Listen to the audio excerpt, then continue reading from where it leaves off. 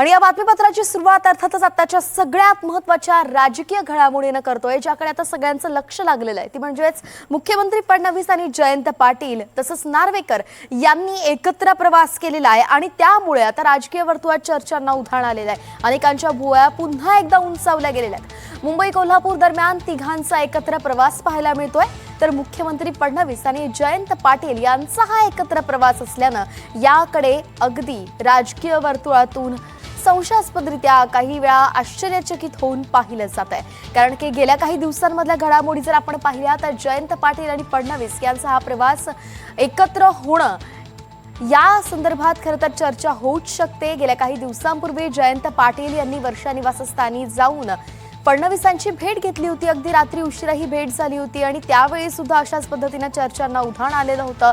एकंदरीतच इकडे आपण पाहतोय की राष्ट्रवादीमध्ये फुटीची चर्चा आहे। राष्ट्रवादीमध्ये दोन गट आहेत, एक एनडीए सोबत जाण्यास इच्छुक आहे तर एक राष्ट्रवादी अजित पवार यांच्यासोबत जाण्यास इच्छुक आहे, तर काही जणांचं भाजपमध्ये जाणं अशाबद्दलही चर्चा सुरू आहे आणि त्यात जयंत पाटलांचं नाव एक समोर येत आहे।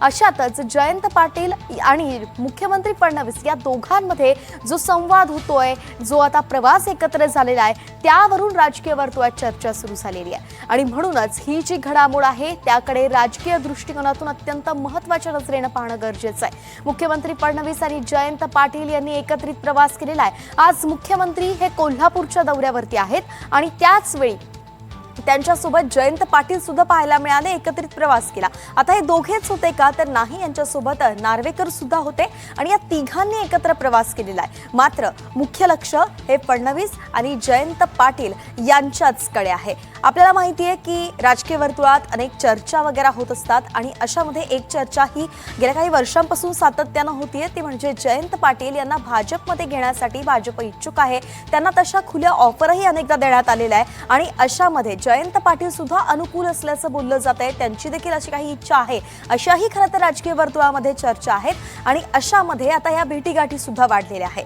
एकीकडे आपण पाहतोय की शरद पवार यांची राष्ट्रवादी ही एनडीए सोबत जाणार अशा देखील एक चर्चा असताना आता त्यामध्येच जयंत पाटलांनी गेल्या काही दिवसांपूर्वी फडणवीसांची भेट घेतली होती। अगदी रात्री उशिरा ते वर्षा निवासस्थानी गेले होते आणि महत्त्वाचं म्हणजे त्यावेळी तटकरे, प्रफुल्ल पटेल सुद्धा त्या ठिकाणी होते। मात्र नंतर जयंत पाटलांनी माध्यमांच्या समोर आले आणि सांगितलं की ही भेट अगदी कामानिमित्तच होती, त्यांच्या मतदारसंघातील काही गोष्टी होत्या त्या बोलायच्या होत्या आणि अगदी त्याच वेळी मुख्यमंत्र्यांनी वेळ दिली होती। एक 10 ते 15 मिनिट मी चर्चा केली आणि बाहेर आलो आणि मला तिथे तटकरे किंवा प्रफुल्ल पटेल होते या संदर्भात सुद्धा काही माहिती नव्हती, अशा पद्धतीने त्यांनी स्पष्टीकरण दिलं होतं। मात्र त्यानंतर आता पुन्हा एकदा प्रवास झाला आणि म्हणून चर्चांना उधाण आलेलं आहे। सागर कुलकर्णी आपले प्रतिनिधी आपल्यासोबत जोडले गेले आहेत। सागर, गेल्या काही दिवसांमधली दुसरी ही अशी अचानक भेट, एकत्र प्रवास, कसं याला राजकीय वर्तुळातून पाहिलं जात आहे?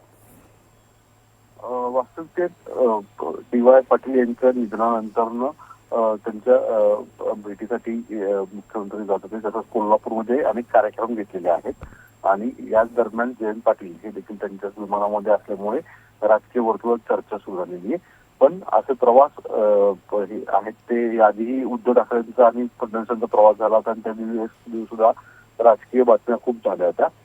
वास्तविकतेत गेल्या काही दिवसांमध्ये जयंत पाटलांचे आणि फडणवीसांचे जे काही वेगळी चर्चा राजकीय वर्तुळात रंगलेली आहे त्याच धर्तीवर आज जर हा प्रवास घडला असेल तर नवीन काही राजकीय वळण घेते का याची सर्वात जास्त चर्चा आहे।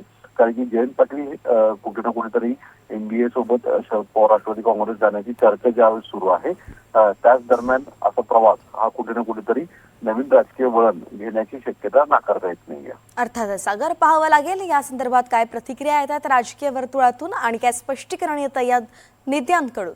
तोपर्यंत धन्यवाद, सविस्तर माहिती आपण दिली।